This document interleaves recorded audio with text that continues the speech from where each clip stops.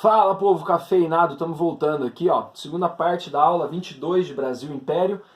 Até agora nós falei da origem do café, contei uma historinha para vocês. Falei dos motivos do sucesso do café, né, um produto todo brasileiro aí, com envolvimento brasileiro, se expande muito bem, se encaixa muito bem. O Brasil domina o mercado mundial, já aproveita a estrutura que pré-existe, né?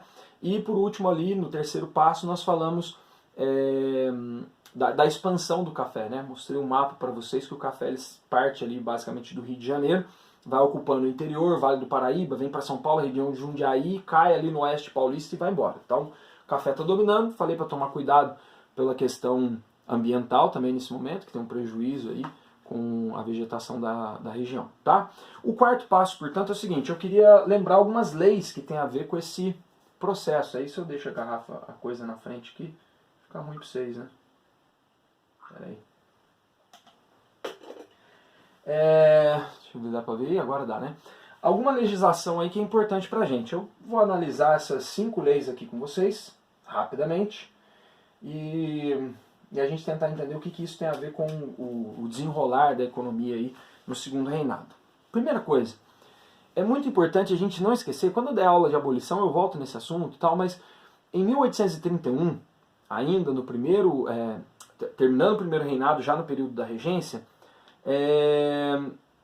o Brasil assina uma lei que é para a Inglaterra ver que a gente está combatendo a escravidão, que fica conhecido como Lei Feijó, né? É uma lei de 1831 e o que diz essa lei? Que escravizados africanos não chegarão mais escravizados ao Brasil. Não pode, é proibido você trazer um escravo africano para o Brasil a partir de 1831. Então é legal a gente pensar isso, porque assim, quem tem escravo a partir daí está cometendo um crime. Quem tem, não. Quem adquire um escravo a partir de 1831 está na ilegalidade, está à margem da lei. E quem está à margem da lei comete um crime. E quem comete crime é criminoso. Então vários fazendeiros são criminosos. Toma cuidado com essa ideia de bandido bom, bandido morto, que você vai matar aí um monte de parente para trás da gente aí, tá? Então eu preciso contextualizar, porque o próprio conceito de crime, bandido, essas coisas são históricas também, a gente precisa... colocar cada coisa no seu tempo, né? Mas o fato é que a gente tinha uma lei ali que não funcionava. Sabe aquela história de ir para inglês ver? É daqui que está vindo, dessa lei de 1831. Então uma legislação que era para estar ali. Os ingleses, daí a gente fez uma lei, mas na prática não vai rolar, até porque o café vai bombar, né? A segunda lei importante é, em 1844, aí já com o desenvolvimento do café e tudo, temos a aprovação de uma tarifa, tarifa Alves Branco. Essa tarifa é uma tarifa protecionista para o Brasil Império. Nesse momento já tinha vencido ali os acordos que a gente fez, né, com preferências de importação de produtos ingleses. Lembra que eles pagavam menos? Os produtos ingleses para entrar no Brasil tinham tarifas privilegiadas. Essa lei está acabando com essas tarifas privilegiadas e está tentando uma industrialização meio tímida, mas está tentando proteger alguma coisa que existe no Brasil. Nesse momento você já tem um Brasil aí querendo botar as asinhas de fora e dar uma modernizada. O que essa tarifa diz, né? Se você quiser comprar um produto da Inglaterra, por exemplo, que não tenha indústria desse produto no Brasil Império, aí você pode importar, você vai pagar 30% de imposto. Já era mais do que a Inglaterra vinha pagando. Os ingleses já não gostaram disso. Agora, se você quiser comprar alguma coisa de fora que tem aqui no Brasil, aí você vai pagar 60% de imposto. Você quer comprar uma peça de metal que tem no Brasil, é fabricada aqui, mas você quer comprar dos ingleses. Tudo bem, mas você vai pagar 60% para fazer isso. Ou seja, você tenta desestimular a importação para estimular o consumo e a produção interna. É uma tarifa protecionista, né? É uma ideia do Estado brasileiro, o governo intervindo aí a favor dos liberais nesse momento, né, para tentar proteger o que tinha de pouquinho ali da indústria brasileira, porque a concorrência com os produtos ingleses não rolava, né? Era muito desigual essa disputa. E aí, como resposta, essa lei aqui não é uma lei brasileira, tá? Cuidado, anota aí, por favor. Essa lei de 1845, ficou conhecida como Bill Aberdeen, ou Aberdeen Act, ela é uma lei aprovada no parlamento da Inglaterra, no parlamento deles lá. Por quê? É uma lei que, logo na sequência aqui, ó, ela vai falar, beleza, então tá barrando os nossos produtos, tá. Então vamos fazer valer aquele negócio da escravidão que vocês tinham pedido lá atrás. E aí é o seguinte, ó, todo navio negreiro que for apreendido no Atlântico, então, né, ou foi encontrado no Atlântico fazendo comércio de pessoas, de escravos, a Marinha Britânica, portanto, pode apreender esses navios aí. E aí o bicho pega, cara, aí a tensão é grande, tá? Então aqui você tem uma intensificação da Inglaterra com o Brasil para poder monitorar aí essa travessia do Atlântico e tal. Então é uma lei que nos interessa. Porque em 1850, aí sim, no Brasil de novo, é aprovado com muita briga, com muita relutância, mas é aprovada a Lei Eusébio de Queiroz. Essa lei vai abolir o tráfico negreiro no Brasil. Não, agora para valer mesmo, tá? Uma lei que pega. Não vai entrar mais pessoas traficadas no Brasil da África para cá. Ainda entra alguma coisa contrabandeada e tal, mas assim, diminui bastante. Aí você fala, César, então a escravidão acaba. Não, porque o Brasil tem muitos escravizados.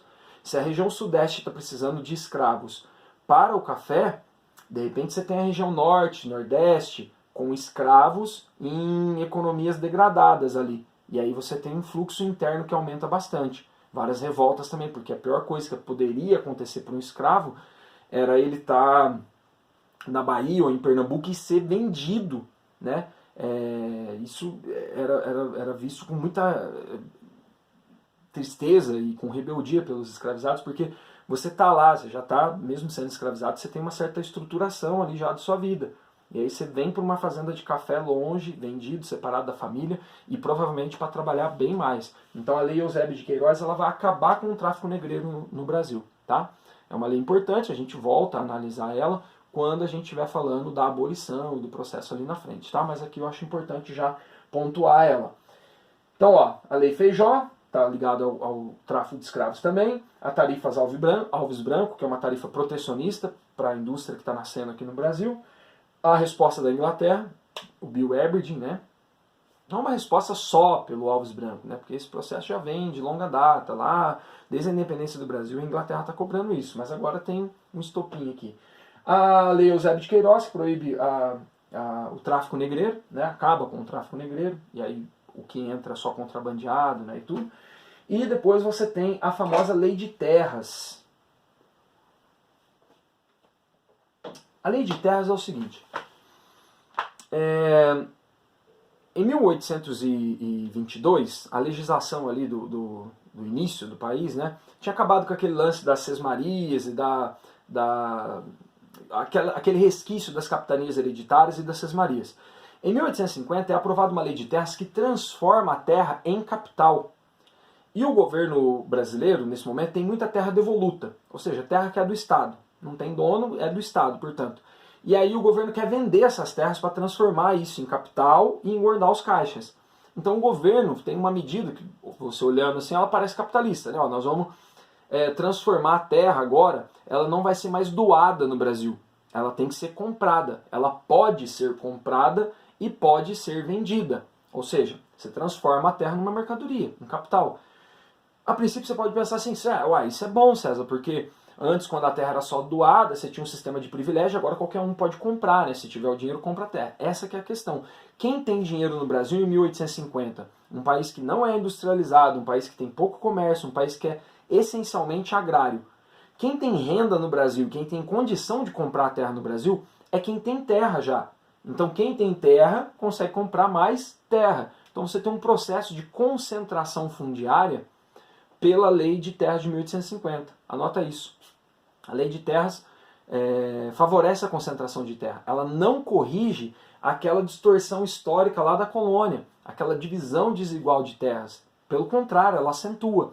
Isso tem alguns motivos, né? Você tem ali o fim do tráfico negreiro, o debate sobre o fim da escravidão, uma população pobre e marginalizada crescendo, os imigrantes já chegando. Então a ideia assim, é dificultar também um pouco o acesso à terra para esses que estão chegando no rolê agora. Porque aí a terra tendo que ser comprada, só fazendeiros teriam condição de comprar a terra. Então era mais ou menos assim, fazenda faz fazenda. Se eu tiver uma fazenda de café em São Paulo, eu consigo fazer 2 fazendas de café. Com o dinheiro de uma, eu compro mais uma.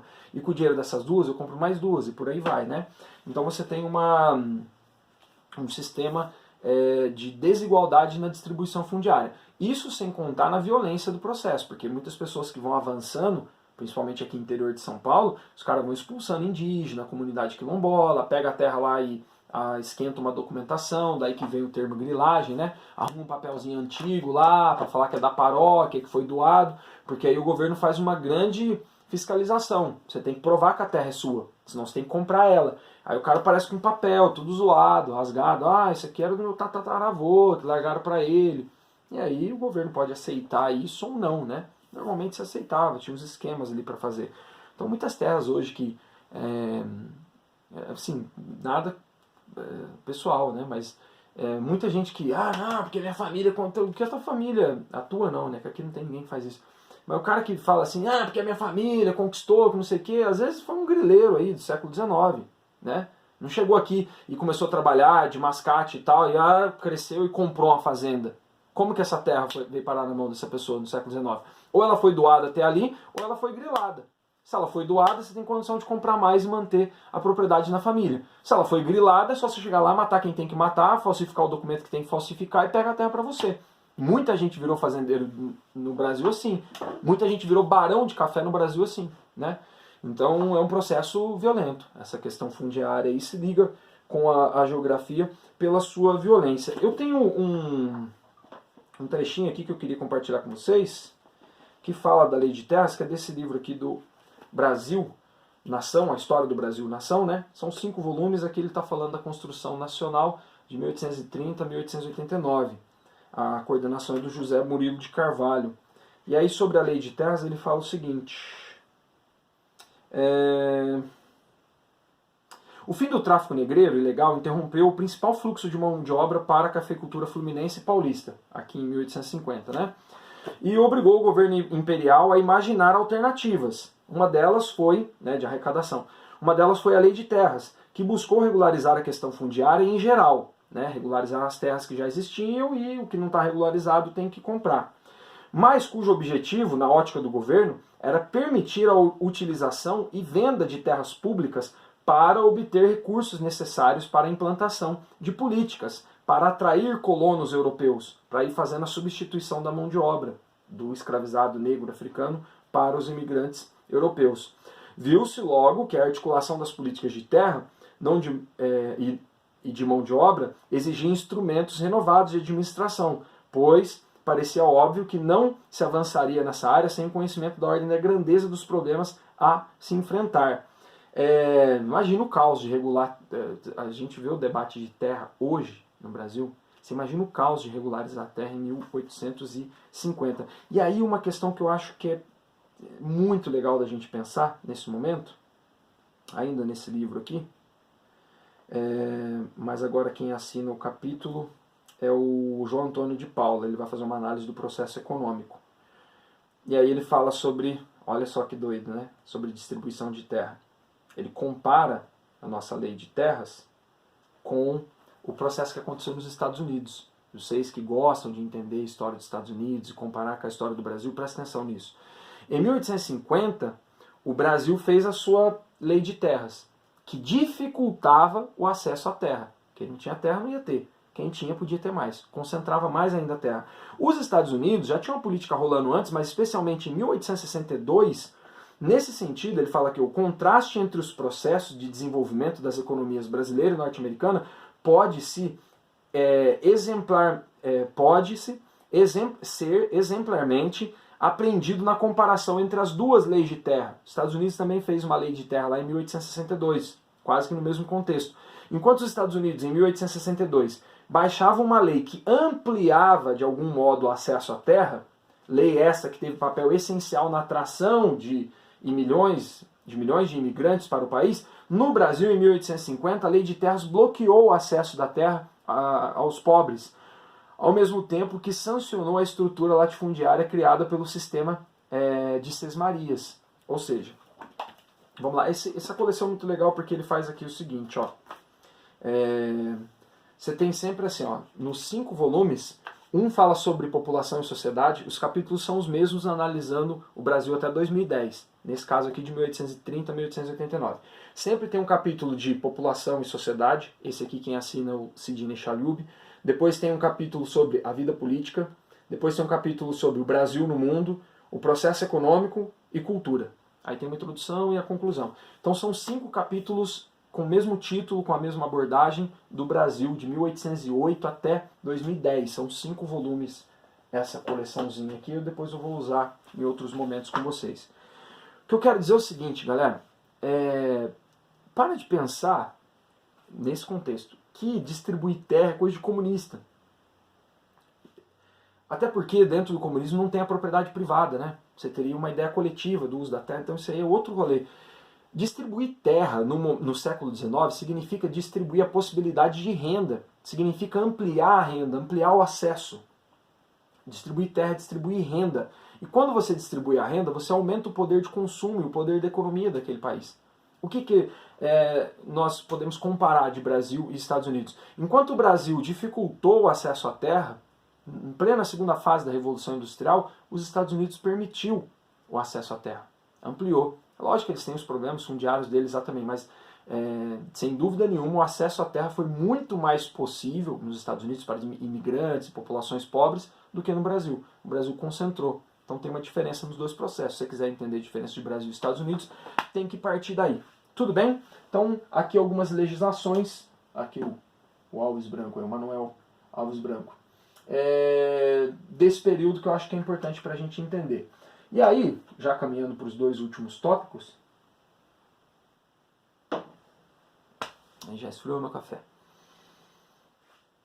Vamos lá, a tal da modernização, né? E eu estou chamando aqui de modernização conservadora. Na verdade, eu não, várias pessoas, o Caio Prado Júnior, por exemplo, fala que o Brasil passou por uma melhoria técnica, né? Se modernizou, mas conservou uma estrutura estranha aí que eu vou apresentar para vocês. Esse período da modernização conservadora, anotem, pode pôr assim, de 1850 a 1880, de uma forma bem abrangente, tá? Essas décadas aí ficaram conhecidas também como Era Mauá. E a gente vai falar desse cara aí daqui a pouco, da história pessoal dele, né?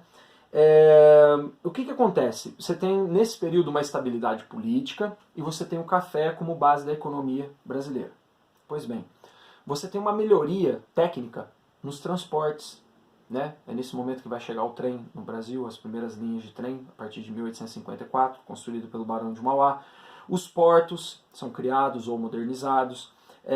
Muitas cidades surgindo nesse momento, né? Você tem uma aceleração aí no processo de urbanização. Novidades na comunicação, o telégrafo, né? A eletricidade vai chegar no Brasil também, a gente não pode esquecer disso. Você tem um aumento da atividade comercial no Brasil nesse momento também. Brasil que eu estou falando aqui, assim, muito Rio de Janeiro, tá? A região sudeste aqui e tal. Mas põe aí, Brasil Império, né? Você tem uma melhoria nas comunicações, você tem o início de um processo de mão de obra assalariada, porque como você está tendo restrições ali ao tráfico de escravos e tal, você começa a ter imigrantes chegando no Brasil nos anos 50, já 1850, então já começa alguma coisa ali de mão de obra assalariado, que era muito difícil de ter no Brasil, mas está iniciando aqui agora. A gente não pode esquecer que o fato de o tráfico estar proibido agora, acaba liberando o capital de quem estava comprando, africanos, agora está com a grana na mão, e aí acaba liberando capital para outras atividades. Galera, ó, em vez de eu comprar um carregamento de escravo, eu vou investir aí na vinda de alguns imigrantes para ver o que dá, ou eu vou entrar de sociedade numa fábrica de fundir ferro aqui, ou eu vou entrar de sociedade num ramo comercial ali. Você tem um dinheiro que fica parado na mão da galera e eles querem investir de repente em outra situação. Isso vai ajudando a modernizar o Brasil. Você tem muitas construções, né? Os próprios barões do café, né? Fazendo as suas casas, os seus sobrados. São Paulo cresce muito nesse momento também. A época das exposições universais, né? Você vai ter ali a exposição da Filadélfia, depois você tem exposições na Europa famosas. O Dom Pedro II vai lá representar a gente. O Dom Pedro II está fazendo o IHGB, né? O Instituto Histórico e Geográfico Brasileiro, para tentar construir aí um arcabouço teórico e cultural do Brasil, e pôr as cabeças para pensar, fazer um concurso de escrever a história do Brasil, e pensar como que essa história vai ser escrita. Tudo isso está sendo debatido agora. Lá na frente a gente vai ter uma aula para falar mais dessa questão cultural. O imperador viaja, né, para os Estados Unidos, para a Europa, para representar o Brasil. Foi lá nos Estados Unidos, falou no telefone pela primeira vez, mandou trazer o telefone para cá, conversou com o Grambel lá, tal. Não esqueçam que tudo isso está acontecendo, ó, 1850, 1880, é o contexto da segunda fase da Revolução Industrial. Então não esqueça de anotar isso também. Ah, o Brasil está se modernizando do nada? Não, tem uma puxada aí também do contexto do resto do mundo, né? O fato é que você tem vários investimentos urbanos nesse período, né? Muitas empresas aparecem, cerca de quase 100 empresas vão ser criadas no Brasil nesse momento. Você tem bancos surgindo também. Antes você tinha só o Banco do Brasil, depois o Banco do Brasil e a Caixa, né? O Banco Mauá e a Caixa. Companhias de navegação, companhias de seguro, mineradoras, né? Tá surgindo tudo isso nesse período da modernização. Transporte urbano, né? Bonde, puxado por cavalo, mas tinha. Gás, né? Iluminação a gás, o Barão de Mauá que faz. Estrada de ferro, tudo isso está chegando. O grande símbolo, moçada, desse momento aí é o café e o trem. O café e o trem e talvez a eletricidade sejam as coisas mais simbólicas aí. Eram as internets da época, né? Conectar um lugar com um trem mudava a velocidade da vida de todo mundo.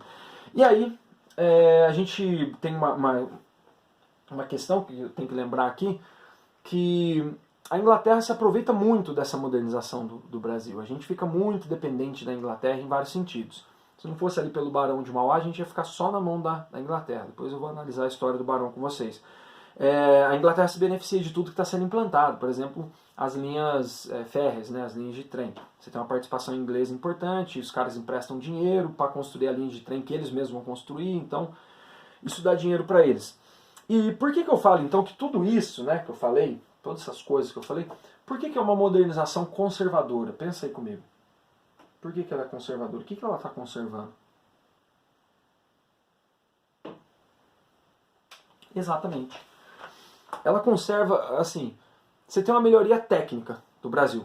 Trem, energia, gás, seguro, banco, sobrados maravilhosos, né? Ruas, a Rua do Ouvidor ali no centro do Rio de Janeiro, queria ser uma mini Paris ali, um pedacinho de Paris.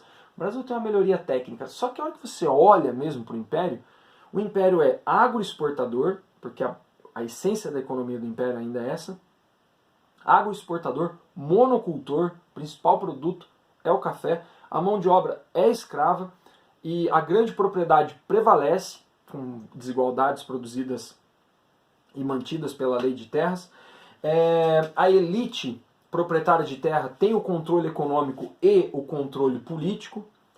Então, se você olhar para toda essa estrutura, ela não é muito diferente daquilo que estava, né, no começo do Império, do Primeiro Reinado, ou mesmo antes. Então você tem só uma melhoria técnica. Então é uma modernização. Sim, chegou muita coisa nova no Brasil nesse momento. Só que conservadora, ela conserva a estrutura. Beleza? E para acabar, nossa senhora, vai dar tempo. Tem 7 minutos para fazer bastante coisa para falar do Mauá.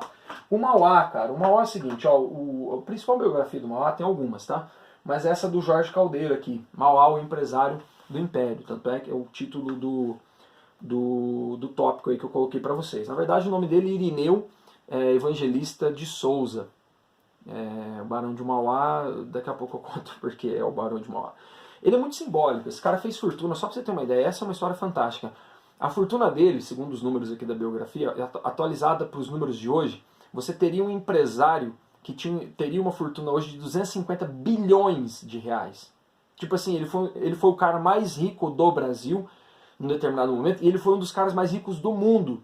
Ah, César, mas também, né, recebendo herança, vindo de onde veio, né, berço de ouro, não, ele vem lá do sul, o pai dele morre assassinado lá, fica órfão, né, perde a mãe, perde o pai, vem morar com um tio no Rio de Janeiro, sem nada, vem trabalhar de mensageiro aí, de garoto de recado no mercado do Porto lá. E aí ele tem habilidades pessoais, ele é um bom vendedor, bom conversador, um cara que tem um empreendedorismo correndo na veia já nesse momento aí. E olha que história fantástica, cara. Ele cresce ali no Porto, naqueles comércios e tal, ele começa a ter contato com empresas inglesas que vendem coisas no Brasil. Com 14 anos de idade ele já era gerente lá de um bang no Porto. E aí o cara vai subindo. E aí ele vai ficando queridinho da galera ali. Tanto é que tem uma negociação que é feita lá, o cara vende um armazém que tem lá, e uma das condições para vender o armazém é que o Barão de Mauá, o Irineu, né, na época, que ele viesse junto, porque era um jovem promissor e tal. E aí o que acontece? Muito jovem ainda, ele faz uma viagem para a Inglaterra.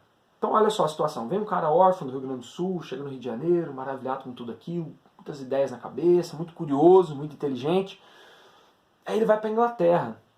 Cara, quando ele chega na Inglaterra, ele tem um insight, né, que fala. Cara, rasga um véu assim na frente dele. Ele olha a Inglaterra e ele fala assim, é isso, cara. E aí ele olha pro Brasil, ele fala, por que a gente não é isso? Aí a hora que ele começa a olhar, ele tá ali no Porto, fazendo essa transição, Brasil, Inglaterra. Aí ele fala assim, ó, tem muita coisa que os ingleses trazem pra gente, ou a gente pega dos ingleses, negócios que são ingleses, que estão no Brasil Império, que não deveriam ser, não precisam ser. Isso pode ser feito no Brasil. E aí ele começa a pegar o dinheiro dele e investindo. Ah, minha cachorra engasgou aqui. Ele vai investindo. Ele investe numa fundição lá, numa fábrica que ficava ali na ponta da praia, no Rio de Janeiro, que era um lugar que matava baleia, cara. Nossa, ali na Baía de Guanabara, as baleias vinham se reproduzir, os caras matavam baleia para tirar óleo da baleia, para fazer tudo com óleo de baleia. Antes do gás, era a iluminação pública, era feito com óleo de baleia. Tadinha. Era um matadouro lá.